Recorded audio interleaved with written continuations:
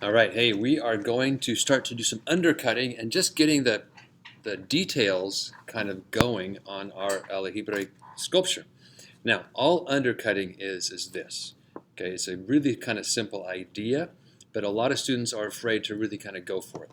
So when you undercut, let's say I was sculpting a finger right there. At first, when I scored and attached it, it kind of got blended in, which is good because you want it to be nice and strong first. And you let that at least set up overnight um, under plastic. Then all you have to do to do undercutting, now look at my finger. See this little shadow right there? That's what we're going to try to achieve. That shadow makes it appear, and it does, it goes under. So we call it undercutting. With a pencil, with a small tool that you've created with a paper clip.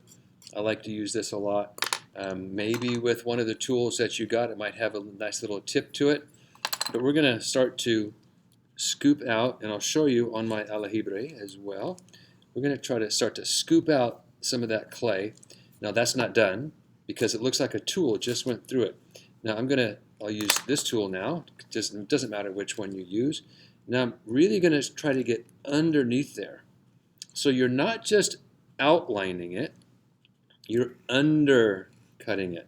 And right there's a tool mark right there. Now this clay is really fresh and wet, and that's not when you want to do this. I'm just doing this as a clear little demonstration.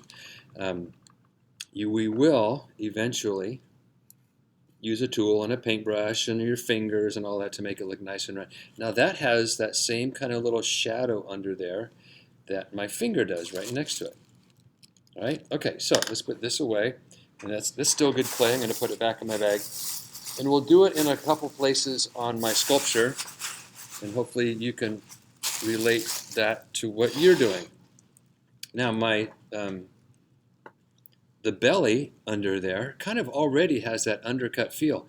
A lot of times those bigger pieces you can kind of firmly kind of get it to push really nicely. However, look at this back foot. That's too big, right? It doesn't look like it's kind of it doesn't have that undercut feel. I've also done some undercutting underneath the mound. Okay, so you can kind of tell I didn't just trim it. I leaned my tool to the outside and took some clay out just from underneath the edge to make it kind of look like it's kind of sitting there nicely rather than kind of going plop and spreading. Here we go. So I'm going to start to, and what I'm doing, again, I'm not coming from the top down. Okay, you're trying to get underneath, not just to the outside, but we're trying to get kind of under that foot to create that little shadow that we've talked about. And at first, it's a little rough. You can see the little shavings of clay. And once this is kind of leather hard, again, it should be, let me get right there. It should be kind of leather hard. You don't want to do this the day that you attach things. And hopefully clay just comes right off and it just falls off. That's the good time to have it happen. My foot here is sticking out too much. This is also the time you can be a surgeon and take off clay. So I'm going to turn this tool to the side, and it's just too big right there. So I'm just going to kind of slice through it a couple times until I can just take that off. I'm going to chip away at it. And again, I'm only going to do a few parts, and then off camera I'll kind of finish more, and again come back and show you a few more things, how to do some of the littler details or get those going. All right, now I would have my my resource right by my side as well. So if let's say I wanted to make that look a little more like a cat's foot sticking out, I might take out a little more clay right there, kind of gently slice through that. Now also when we undercut, or look at my fingers, see that? It's round here too. So I'm going to do it under the toes and under these toes here. Don't let this go right straight down, okay? We need to also get underneath these toes. So they look like they're kind of almost lifted up like that. And you just get around wherever you can reach. And for now, I'm just going to round things off a little bit. I'm going to come in later and carve in some toes. That'll be at the next part of this video, and maybe another video also on how to do some of those details. Whoops, you can't see what I'm doing. Now I'm getting underneath there and kind of lifting up and getting it to kind of round off. That will make it look like no tools have touched this, even though it has. Now, it's going to wreck the top of this leaf. So remember our relief sculpting. I may have to go in and do a little more relief sculpting so it appears that that leaf is tucked underneath this back leg. And same thing in here. Okay, so you can see how that one is starting to get a little bit of a little bit more of a natural feel. To get toes started, always plan where you're going to do things first. So if I'm going to kind of get those two lines, so if I put that in the wrong place, I could wipe that away real easily.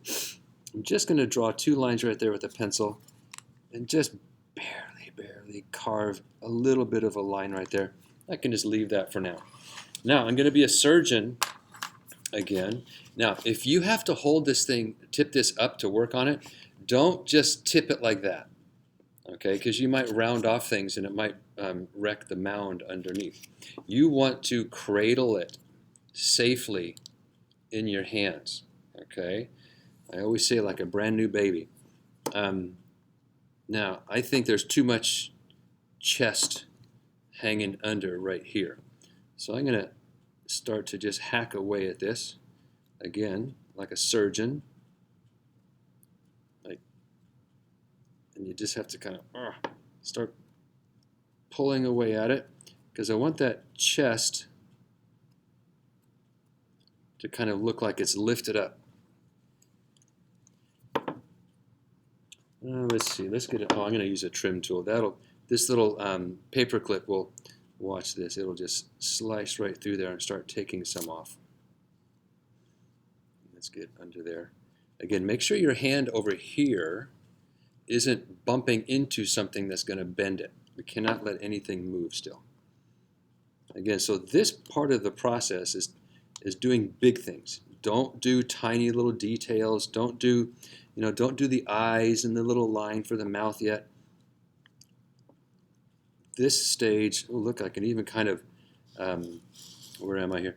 I can even start to get like a little bit of a shoulder muscle sticking out by working right around there. And I will get some undercutting going on right under here as well.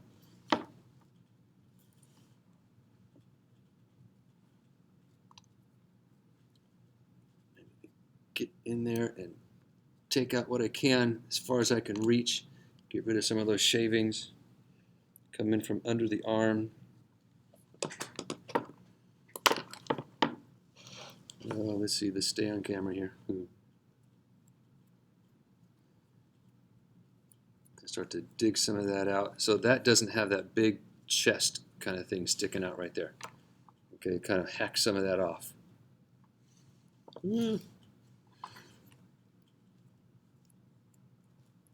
Okay, now there's a foot over here. Now I can start to, I have to tip this up so you can see it. I may not have to tip it up really to work on it. But again, here's another spot I can do some undercutting. You can see, it's right at the top of the screen. You can see that. Oh, there we go. So I'm going to get under there, scoop some of that clay out, and then try to round it off so it looks pretty natural. And fingers and toes typically are round. Even this is hanging onto a little stick right there. That toe is. So I'm going to undercut under the toe. Get that clay out from underneath it. So again, it looks like, here, look at this. So if my finger is going around something, it's going to be undercut, under there. Okay, undercut. Don't let these two look like they're totally connected. They are connected. You know they're connected, but we want to create the illusion that they're not. I can even do the same thing right here against this stick. I can kind of get underneath that stick so it looks like it's kind of separate from, you know, the little forest floor here. And again, we will be able to get rid of some of these little tool markings later, but that's in a later time. I'm going to get a dry paintbrush and just kind of try to brush away some of those shavings and things. Now, when you're working and you have all these shavings, you know, falling, it's a good idea to kind of get rid of those once in a while, because every time you put your piece down, all these shavings are going to go right here. Okay, and then you have to get rid of them later. Now watch this. Since it's firm enough and I can safely hold it, okay, making sure I'm not moving anything, I like to kind of just trim up the underside as well. Because see here, it looks like it's kind of all smashed, and this is also a good time to, and I'll do more undercutting. Hopefully you got that idea. I'm going to undercut under the toes, under the back feet, under these toes. It's already kind of undercut the way I attached it. This foot right there is way too big. I'm going to be the surgeon and kind of slice some of that off, but you won't necessarily see me do that. So let me get back here. So I would touch up the underside. Whoops, you can't see what I'm doing. Sorry. Touch up the underside so it doesn't look like it was cut with a tool. Okay, I'm just kind of working my way around. You can get a little bit of, you know, water on your finger. Oops, I'm off camera. Sorry, let me move this up. There we go. So you see that right there? It's nice and smooth and rounded compared to over here and over here where it's kind of jagged looking. Okay, this is also the time, a good time, to put your name, and just like we've done before, I won't do my whole name, but really carve it in cleanly. Remember, you have to put your period number. We're period 1 this time. And you have to put the quarter number again, Q2. Make it nice and clear. And this, again, is going to get smushed and, you know, kind of compacted. You have to, every day or two, continue to clean that out. All right, I'm going to get rid of those crumbs. I'm going to even knock them off my little board here. I will do more work off camera and then show you the final result as far as just the undercutting. And we will be doing some little bit of relief sculpting and textures and things like that on here too. All right, see you soon. All right, I have gone around and done a lot of undercutting, and I'll kind of give you a little tour of what I did. I'm getting some of these crumbs. You can have lots of little crumbs at your space, so use your little credit card or a little piece of plastic so it doesn't get all over the floor. It makes cleanup easier later on. All right, let's take a little tour here. Where was I working? I was working under the belly. I kind of got a little bit more off underneath the chest, and I took kind of a squared off trim tool, went in there and tried to smooth that out. I just kind of worked my way around. I went deeper around. You can barely see that right there up next to the stick. I certainly went deeper underneath the toes. Okay, and I even held it carefully, went around the toe to make it really, and I undercut it under there as well, so you can really see the end of that toe if it gets picked up. And I kept going around and around and around. Don't be, again guys, don't be afraid to really lay the tool down and dig underneath.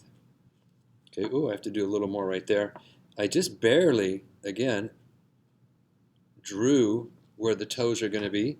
We're going to work on that more in the next video for details. I forgot to extend this little, the vein in the leaf under there, but I'll get to those details. What I did do is I really undercut this back foot. Okay, and if you wanted to make it look like toes or kind of have that little curl to them at the end, like that, what I did, I kind of took out a little bit of extra right there so it looks like the toe kind of comes around. So many times you have to think of negative space. That's the stuff you cut away to make the shape look right. So I kind of went up a little higher right here, I dug underneath there. Again, to make that little extra big toe stick out. I went back, I took a lot out underneath the butt back here. Okay, you can really see that shadow under there. That makes it looks like it's kind of lifted off. You don't want these to look like they're just smashed onto a piece of clay. The more you undercut, the lighter it looks, like it's just lightly sitting on the surface of the mound. So I took a lot off under there. Anytime you have a bend in flesh, you can use that little Y shape, just that little Y shape, little bend. Kind of think of it as where your thumb and your fingers might bend together, or where those little fleshy wrinkles are in your skin or in clothing. I have to do a little more touch up here. I did some work here and kind of wrecked the top of this twig and that leaf, but I'll re-clarify that. The tail was quite kind of blended in with the body. So I did the same thing. I really went underneath there. So even though there's a strong connection, it looks like they're separate from each other. So that works well. Same thing under here. It does still look like a tool has made some of these marks. It's still a little bit rough. That is normal. Don't worry about it. Toward the end, I'll show you some tricks on how to get everything nice and smooth. Excuse me. I also went around. I'm going to make this look like a little growth plate that just kind of grows out of him. I trimmed it with a little small, or a pencil you could have done. And I will do this on this side because I haven't yet. See, when you first go through the clay, there's some of that clay right there that's kind of sticking up, and it looks like a tool just made that mark. So I'm going to take the end of a paper clip, and I'm just going to knock off that rough edge on the bottom. I'm going to turn the tool up. I'm going to knock off that little rough edge at the top. And I'm going to just put the tiniest little drop of water in a paintbrush, even wipe some of it off. And check this out. It just looks nice and smooth, just like a tool did not make that, but it just naturally happened. That's the little process to kind of clean up some of those little lines and things. And we'll do some of that around other places too. But I still have to kind of carve in the eyes, carve the mouth, touch up some of the stuff on the dome. I'm going to wind up, and I'll kind of draw it first, I'm going to wind up making little spikes back here. Okay, so that's going to happen. They'll kind of fade away as it turns into the cat back there. And we'll do that next time for some of the details. All right, so hopefully everything's going okay. Again, this clay, since you have been handling it quite a bit, is really going to dry out. Okay, so a couple of things you can do. You can, especially if you're going to let it sit for a couple days, like over the weekend. I have my water right off. I'm not gonna mess with them over the weekend. I'm just gonna give them a little paint job of water, generally everywhere. But you can't give them a big shower. Okay, don't just drip water. Don't take a sponge and just pour water on this guy. Just kind of give them a little coating, a thin coating, kind of everywhere, especially where you need to do some detail work. And you have to have your plastic bag ready to go when you do this. This clay the water is already evaporating. I can tell. All right, my plastic bag. Oh, two things. I would do 2 bags over the weekend. See, hopefully you can tell what I'm doing. I'm taking just some water off my fingertips and just sprinkling it into the bag so it kind of lives in a kind of a cloudy, moist atmosphere. We will put that in there. Don't tie a knot. Remember, just tuck that bag underneath your board. And I have another bag over there. I'll put it in a second bag so I know that no air is going to get out, and it'll stay just like it is now, that kind of leather hard where when you start to carve, the clay just comes off nicely instead of staying sticky. All right, there you go. See you next time.